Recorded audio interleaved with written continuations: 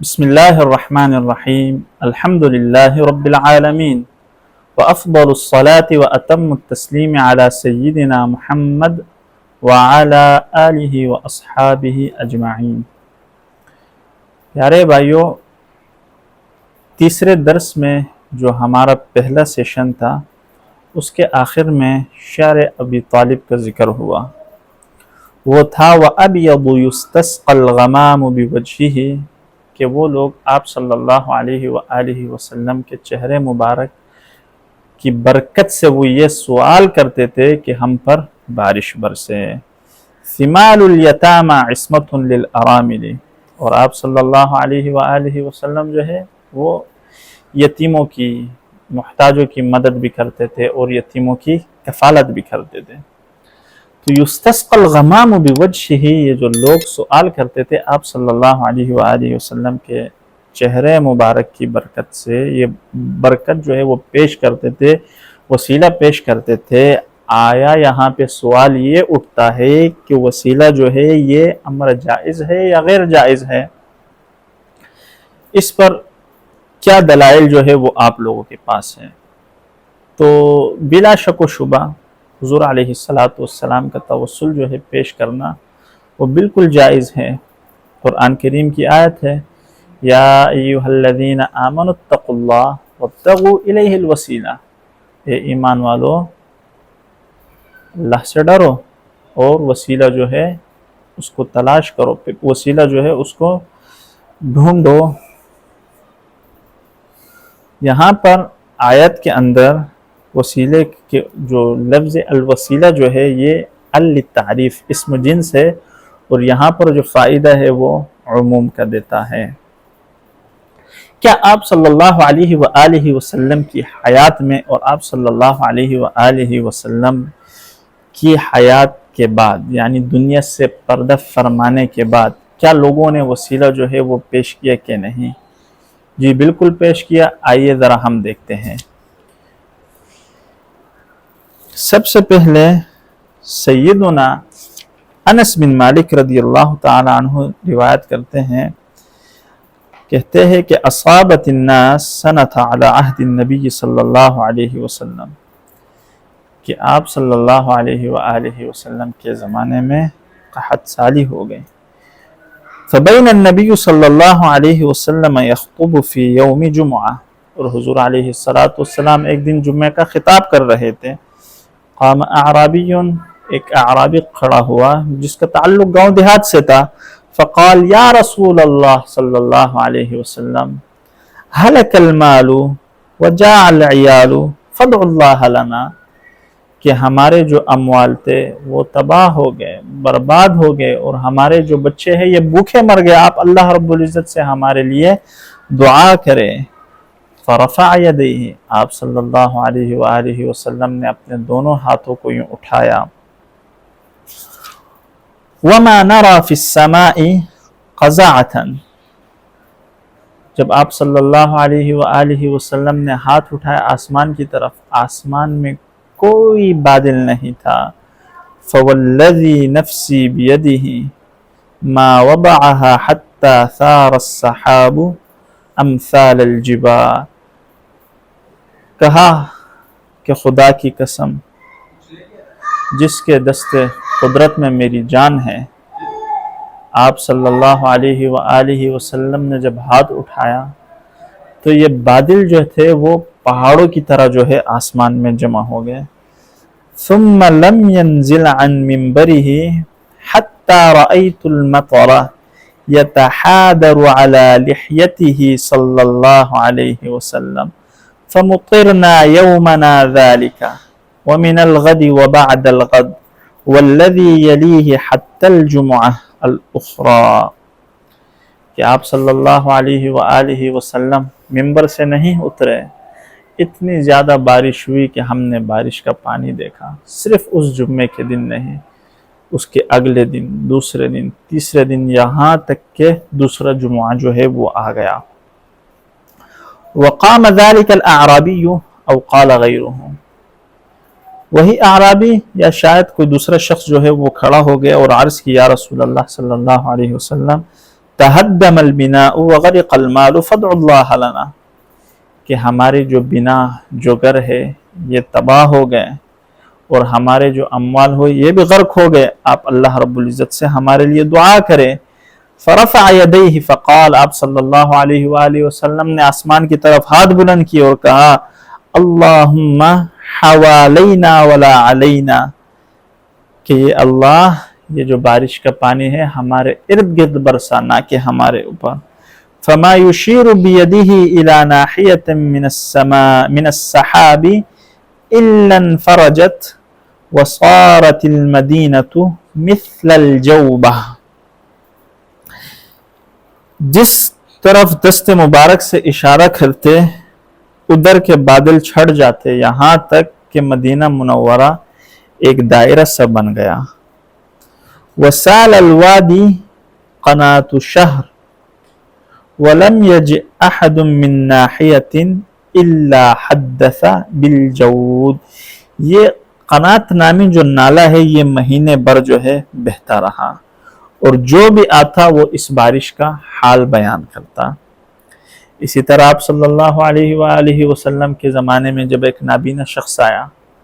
اور کہا یا رسول اللہ آپ میرے لیے دعا کرے، اللہ رب العزت مجھے شفا دے، مجھے عافیت دے، تو آپ صلی اللہ علیہ وسلم نے کہا اگر تو چاہے میں آپ کے لیے دعا کروں، اگر تو صبر کرنا چاہے یہ بھی اچھا ہے، اس میں زیادہ خیر ہے آپ کے لیے۔ تو اس نابینا نے عرض کی یا رسول اللہ آپ میرے لیے دعا کرے۔ آپ صلی اللہ علیہ وآلہ وسلم نے اسے حکم دیا کہ جاؤ وضو کرو اور 2 رکعت جو ہے وہ پڑھ لو، اور آپ صلی اللہ علیہ وآلہ وسلم نے اس کو ایک دعا یاد کروائی اور وہ تھی اللہم انی اتوجہ بک الی ربی، اللہم انی اسألک واتوجہ الیک بنبیک محمد صلی اللہ علیہ وسلم نبی الرحمہ، یا محمد انی اتوجہ بک الی ربی فی قضاء حاجتی لتقضی لی۔ آپ صلی اللہ علیہ وآلہ وسلم نے اسے دعا سکھائی کہ تم جاؤ اللہ رب العزت کی بارگاہ میں میرا وسیلہ پیش کرو اور جو آپ کی شکایت ہے وہ بیان کرو۔ جب اس اعرابی نے جو اس بندے نے جب یہ دعا کی، جیسے ہی اس دعا سے فارغ ہوئے اور جب وہ کھڑا ہو گیا واپس لوٹا تو اللہ رب العزت نے اس کی جو بینائی ہے وہ واپس لوٹا دی۔ وہ اب دیکھ بھی سکتا تھا، سب کچھ کر سکتا تھا کیونکہ اس کی جو بینائی ہے وہ واپس آ گئی تھی۔ کیا وسیلہ جو ہے آپ صلی اللہ علیہ وآلہ وسلم کے اس دنیا سے رحلت ہونے کے بعد بھی لوگوں نے پیش کیا کہ نہیں؟ جی ہاں بالکل کیا۔ ابن کثیر اپنی تفسیر کے اندر بہت معروف ایک روایت نقل کرتے ہیں کہ ایک اعرابی نے جب اللہ رب العزت کا وہ قول سنو وَلَوْ أَنَّهُمْ إِذْ ظَلَمُوا أَنفُسَهُمْ جَاءُوكَ فَاسْتَغْفَرُوا اللَّهَ وَاسْتَغْفَرَ لَهُمُ الرَّسُولُ لَوَجَدُوا اللَّهَ تَوَّابًا رَحِيمًا، کہ وہ لوگ جو اپنی جانوں پر ظلم کرتے ہیں پھر جب وہ آتے ہیں آپ صلی اللہ علیہ وآلہ وسلم کی بارگاہ میں اور استغفار کرتے ہیں اور حضور صلی اللہ علیہ وسلم بھی ان کے لیے استغفار کرتے ہیں تو وہ جو ہے اللہ رب العزت ان کی توبہ کو قبول فرماتا ہے۔ جب وہ آیا اس نے کہا کہ حضور علیہ السلام تو یہاں پر نہیں ہے، وہ مایوس ہو کر واپس لوٹ گئے۔ تو عتبی نامی بندہ جس کو مفسر کہہ لے، محدث کہہ لے یا عالم جو تھا، وہ مدینہ شریف میں مقیم تھا، بارگاہ رسالت صلی اللہ علیہ وآلہ وسلم کے برابر میں یا مسجد نبوی شریف میں۔ اس کی آنکھ لگ گئی، آنکھ جب لگی تو اس نے خواب میں حضور علیہ السلام کا دیدار کیا۔ آپ صلی اللہ علیہ وآلہ وسلم نے اس عتبی سے کہا کہ جاؤ اس اعرابی کے پاس اور اسے بشارت دو کہ اللہ رب العزت نے آپ کی مغفرت کر دی ہے۔ اسی طرح دوسری روایت وہ یہ ہے کہ سیدنا عمر رضی اللہ تعالیٰ عنہ کہتے ہیں کہ کان اذا قحطوا استسقى بالعباس بن عبد المطلب رضی اللہ تعالیٰ عنہ، کہ جب سیدنا عمر رضی اللہ تعالیٰ عنہ کے زمانے میں جب قحط سالی ہوتی، قحط پڑ جاتا تو آپ رضی اللہ تعالیٰ عنہ سیدنا عباس بن عبد المطلب رضی اللہ تعالیٰ عنہ کا وسیلہ پیش کرتے ہیں اور کہتے اللہم انا کننا نتوسل الیک بنبینا فتسقینا، کہ اے اللہ ہم آپ سے دعا کرتے، ہم وسیلہ پیش کرتے حضور علیہ الصلاۃ والسلام کا آپ سے، تو آپ ہم پر بارش برساتے۔ وَإِنَّا نَتَوَسَّلُ إِلَيْكَ بِعَمِّ نَبِيِّنَا فَاسْقِنَا، اور اب ہم جو ہے وسیلہ پیش کرتے ہیں حضور علیہ الصلاۃ والسلام کے چچے کا، آپ صلی اللہ علیہ وآلہ وسلم کے جو چچا محترم ہے سیدنا عباس رضی اللہ تعالیٰ عنہ، سیدنا عمر رضی اللہ تعالیٰ عنہ نے آپ کے چچا کا وسیلہ پیش کیا تو اللہ رب العزت نے ان پر جو ہے وہ بارش جو ہے وہ برسائی۔ پھر آگے جا کے اس شعر کے بعد کتاب کے اندر سیدہ عائشہ رضی اللہ تعالیٰ عنہ کہتی ہے کہ میں ایک دن جو ہے وہ بیٹھی ہوئی تھی، والنبی صلی اللہ علیہ وسلم یخصف نعلہ، اور آپ صلی اللہ علیہ وآلہ وسلم اپنی جوتی مبارک کی تسلیح کر رہے تھے، اس کو صحیح کر رہے تھے۔ فجعل جبینہ یعرق وجعل عرقہ یتولد نورا، میں نے آپ صلی اللہ علیہ وآلہ وسلم کے پیشانی مبارک ماتح مبارک کو دیکھا کہ اس سے پسینہ جو ہے وہ ٹپک رہا ہے، اور وہ پسینہ مبارک جو ہے اس سے ایک نور پیدا ہو رہا ہے۔ آپ رضی اللہ تعالی عنہ کہتی ہے میں حیران ہو گئی، خاموش ہو گئی۔ آپ صلی اللہ علیہ وآلہ وسلم نے کہا اے عائشہ آپ کیوں اتنی حیران ہو گئی؟ سیدہ رضی اللہ تعالی عنہ نے کہا، ام المؤمنین نے کہا یا رسول اللہ صلی اللہ علیہ وسلم، میں آپ کے پیشانی کی طرف دیکھ رہی تھی کہ آپ کے پیشانی مبارک سے جب بھی پسینہ ٹپکتا تھا تو یہ پسینے سے ہر ایک پسینے سے ایک نور جو ہے وہ یوں پھیلتا تھا، اور اس نور کو میں دیکھ رہی تھی، اس وجہ سے جو ہے میں حیران ہو گئی ہوں۔ آپ صلی اللہ علیہ وآلہ وسلم کا جو ماتھا مبارک تھا یہ بہت زیادہ کشادہ تھا۔ آپ صلی اللہ علیہ وآلہ وسلم لوگوں میں آتے یا لوگ آپ صلی اللہ علیہ وآلہ وسلم کے ارد گرد جمع ہوتے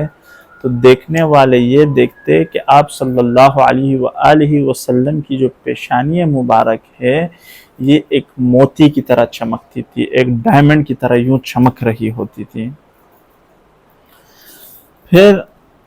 اپنی گفتگو کو یہاں ختم کرتے ہیں کہ ضعینہ نے کہا، یہ حدیث جو ہے یہ طارق بن عبداللہ المحاربی سے ہے، سنن دارقطنی میں موجود ہے۔ آپ رضی اللہ تعالی عنہ نے کہا کہ قالت الضعینہ ما رأیت وجہ رجل اشبہ بالقمر لیلۃ البدر من وجہہ تعنی بذلک وجہ رسول اللہ صلی اللہ علیہ وسلم۔ ضعینہ کہتی ہے جب صحابہ نے آپ صلی اللہ علیہ وآلہ وسلم کے چہرے مبارک کو تشبیہ دی، کچھ نے چاند سے تشبیہ دی، کچھ نے سورج سے تشبیہ دی، تو ضعینہ کہتی ہے کہ چاند ہو یا سورج ہو یا چودھویں کا چاند ہو یا چمکتا ہوا چاند ہو، کچھ بھی ہو، میں نے آپ صلی اللہ علیہ وآلہ وسلم کے چہرے مبارک کی طرح حسین چہرہ جو ہے وہ نہیں دیکھا۔ اللہ رب العزت سے دعا ہے کہ وہ ہمیں بھی اور آپ کو حضور صلی اللہ علیہ وآلہ وسلم کی زیارت نصیب فرمائے، اور ہمیں توفیق دے کہ ہم آپ صلی اللہ علیہ وآلہ وسلم کے اس خوبصورت شمائل کو اپنی زندگی میں اس پر پریکٹیکل کرے اور اس پر عمل کرے۔ والحمد للہ رب العالمین۔